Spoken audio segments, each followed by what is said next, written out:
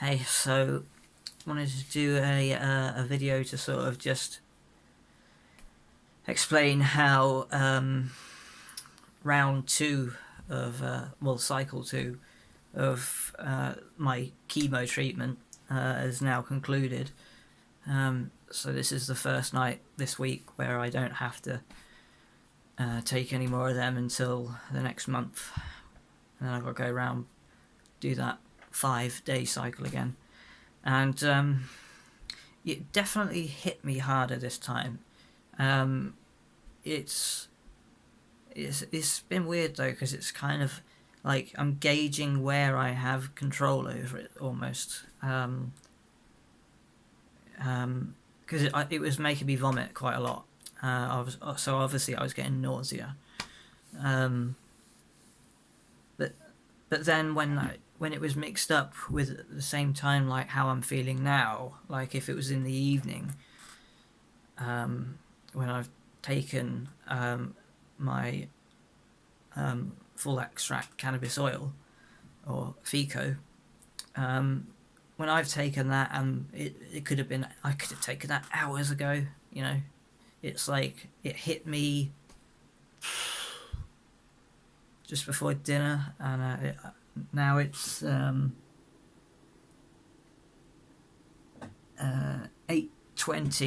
so I suppose we ate about, I don't know, 6. I don't know.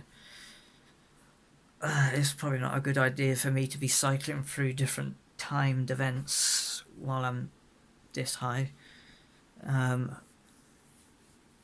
But I'm just glad that I'm documenting when this happens, because this is supposed to be one of the most critical parts of my protocol.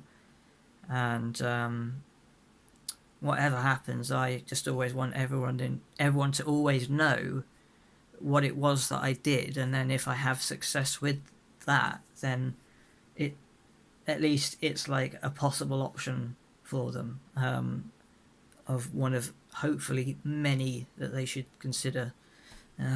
Because I've been talking with my mate James McCraw on Facebook, who he wrote that book, Killing Cancer with Spices, and there's some serious actual science behind that, and it's just another one of these things. It just, yeah.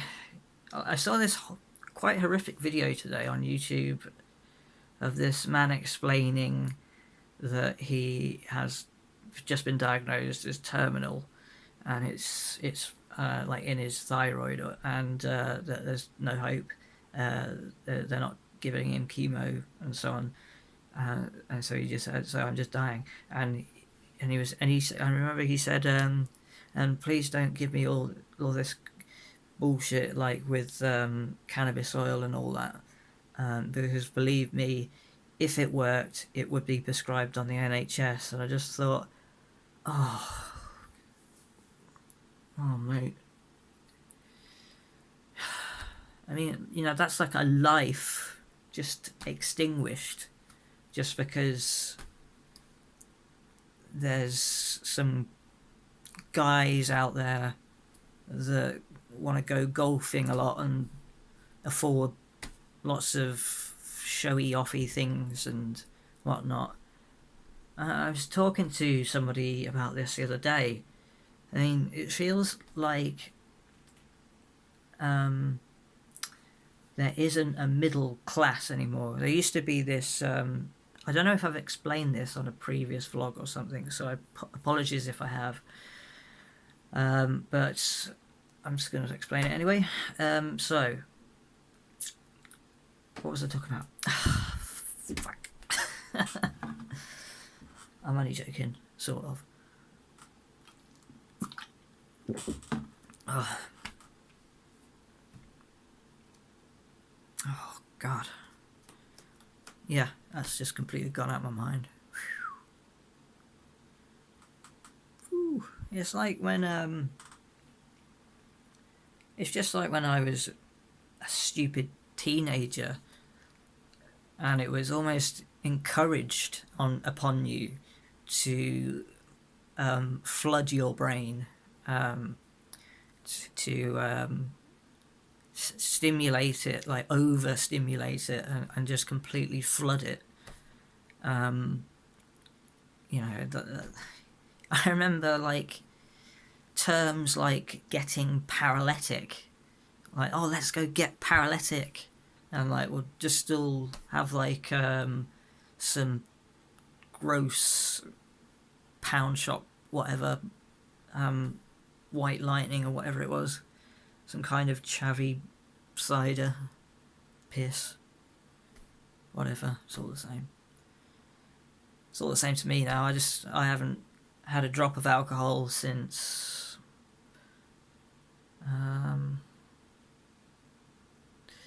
well, actually, tell a lie. I did have a tiny bit when I was in Rome last year.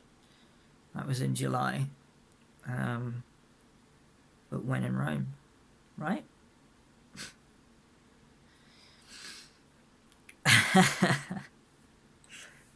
uh, well, that's the sort of thing that my wife has to put up with. You see, these really bad jokes, and of course, you see, now I'm a father, so now I have to tell dad jokes as well. So it's like 10 times worse for her.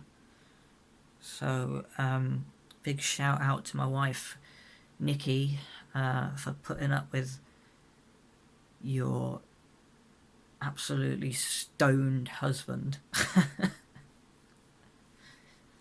Oh.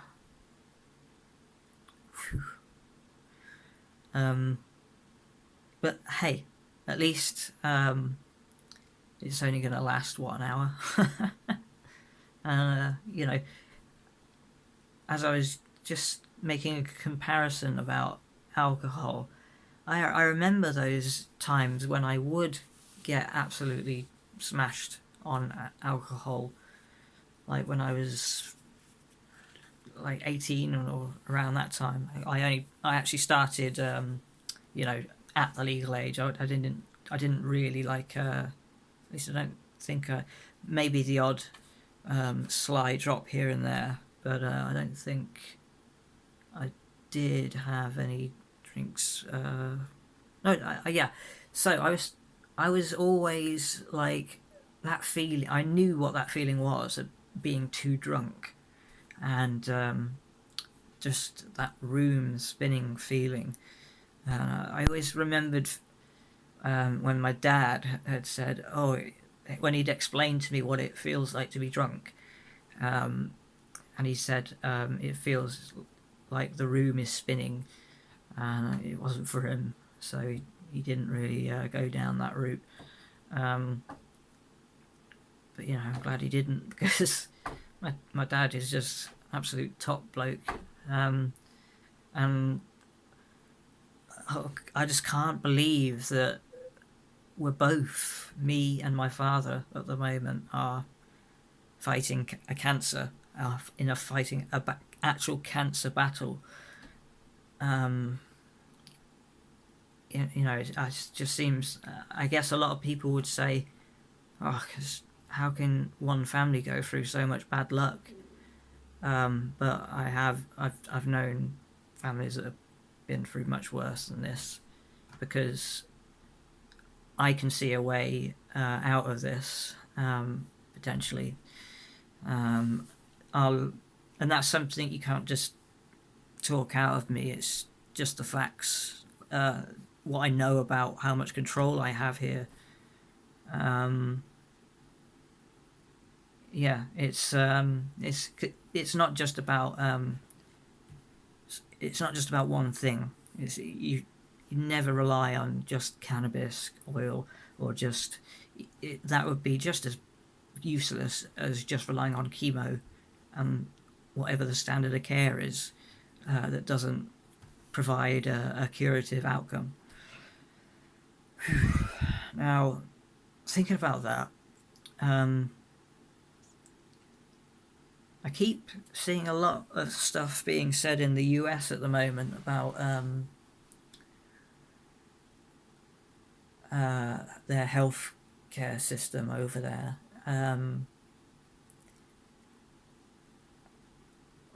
I just don't think I would have ever survived at all if I'd have had the same situation. I'd been me and I was over there, because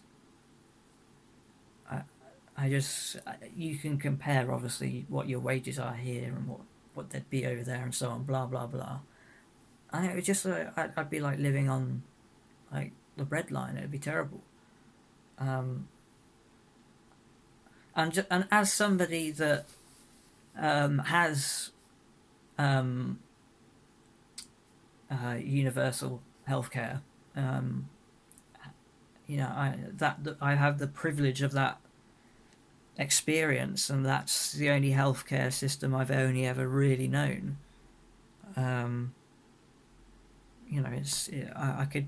I remember it being bizarre enough when I suddenly realised that I had to pay a fee for paying for my teeth, like anything dental. Um, it's like, hang on, this is the NHS. So, it's not all black and white. But the NHS is definitely something that is of vital importance in my my view of the UK and what life is like to be a British citizen. Um, but having the benefit of experiencing healthcare where um, the the incentive is not based on who's going to get paid what. The incentive is this person's life is in danger. Excuse me. And that is the priority, that we save that life. It's like the most naive of us, parts of us, that grew up believing that hospitals are where you go and you meet people, good people that, have nothing but your best interests at heart. And that's what you want to see, isn't it? In anything to do with healthcare, like, would you really? So would you really want to go under the guy who's charging you, and risk it if you've not tipped high enough? His incentive there has just been removed because he's got what he wants, right? So you go in the theatre and then you're just, just a job now. But if it's provided free, then what other incentive is there? That is just kindness. That is just helping out. And not everybody in the medical profession is progressive by any means. Like, I've met a lot of very conservative kind of bureaucratic types that make a lot of money. And that's the thing, that's always the common denominator, isn't it? It's the money. It's all about the money, Lebowski, I think is what the term was. I've been slowly collecting stickers of all the different cannabis social clubs up and down the land, but I'm afraid it's probably just too dark. Oh, no. Sorry about that. Alright, okay, yeah, that's a shame I can't show you that. But basically, I've got a UTW big sticker down there because Phil Monk in the UK cannabis community, he is just an amazing person. He's just a very much needed part of the family structure of the whole cannabis community. It's it's the way people have banded together around campaigns that have been nothing but positive, that aren't trying to attack another group in any way, just simply focused on changing that law and getting what our rights should be. That's why I'm just so impressed with the whole ethos or the whole agenda or inspiration behind UTW.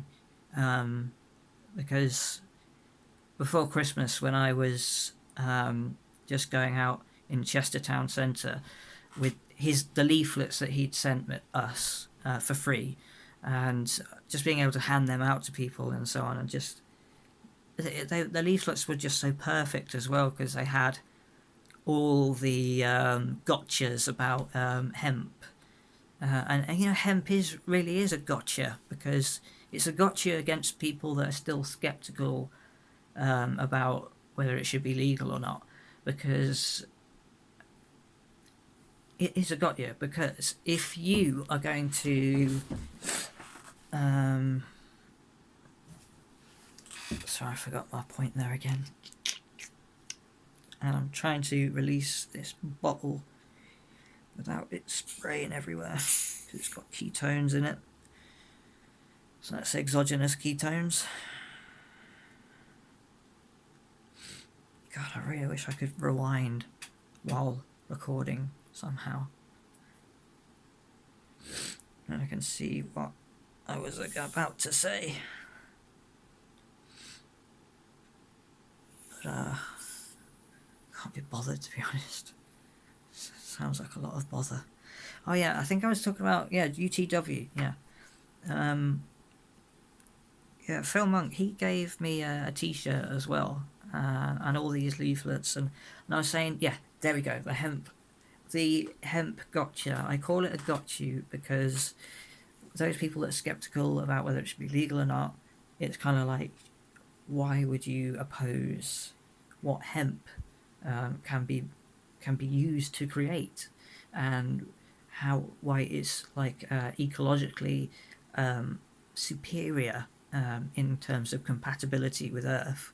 I mean, like the hemp brick, for example, that's a carbon negative brick.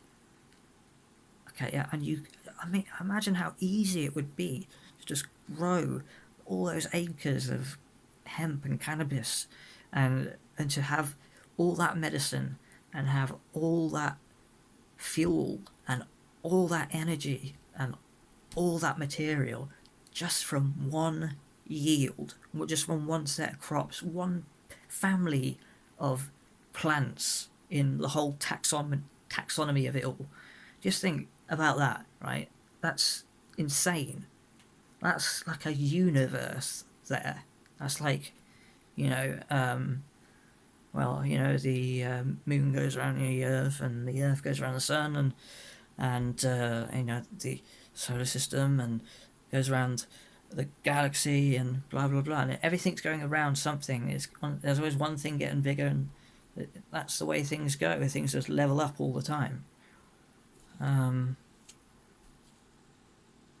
that's just reminded me. I was going to be talking about these.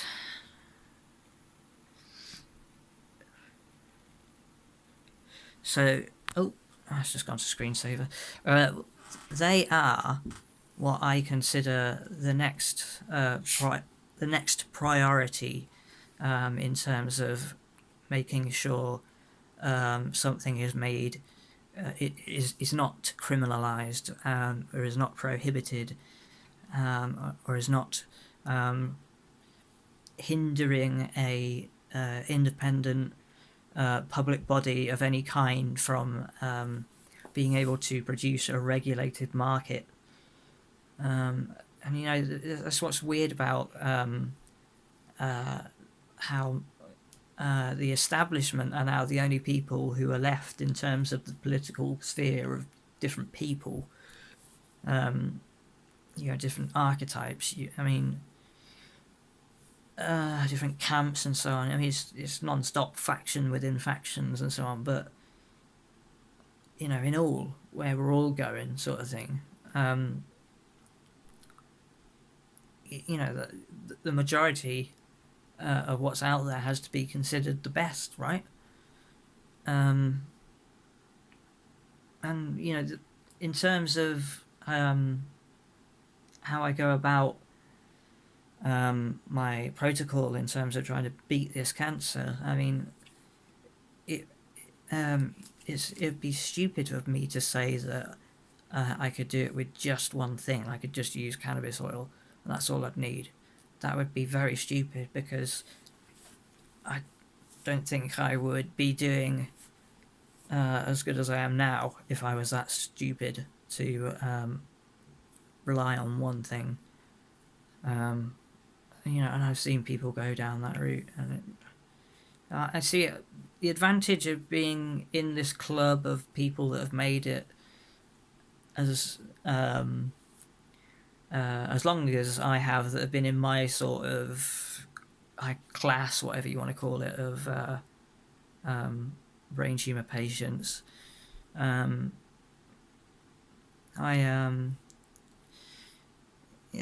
didn't. I think that Jesus, I know you think I'm probably just losing my mind again. I'm not. I'm just. It's kind of getting a bit tough, thinking about how long I've been in this whole Phil, you've got to beat cancer world. It's the person I was before all this. That's a completely different person entirely. I just thank God I'm not that person anymore. I had to change.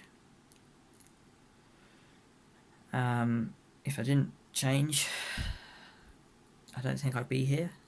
And I think I'm going to change again, and I'll feel the exact same about the new state that I'm in, about the state I'm in now. That's a really reassuring thing to know, because it's what always happens on this. This is how it pretty much was before. I mean, that first year in 2016, I'd never used cannabis in my whole life, and then suddenly, at age 30, I'm like, and I've always been raised to fear it almost by the school system. God, it's crazy to think that how different, and how when you change and it's because of something really challenging and scary, and what's left is just who you are now from then on, and you see it like in the photos and so on. You can see, oh right, yeah, that's the stage when I was going through that stage. It's like, because your memories become a lot more important, of making the most of your family and everything else that you love that makes you happy. See even silly things like when we went to the Chester Zoo a while ago, and just like trying to desperately savor just the tiniest little details, everything I was looking at. Hadn't felt that way since, oh God, probably when I was 18, I think. Yeah, and I went to New York for the first time, and it was just the enormousness of it all, and how busy it all was. Because I happened to be going to my hotel when I guess it would be rush hour for people to go home, and it almost seemed like changing of the guard at the Royal Palace in London, because it's kind of like you suddenly see this race of all these people in suits, and then they just disappear, and then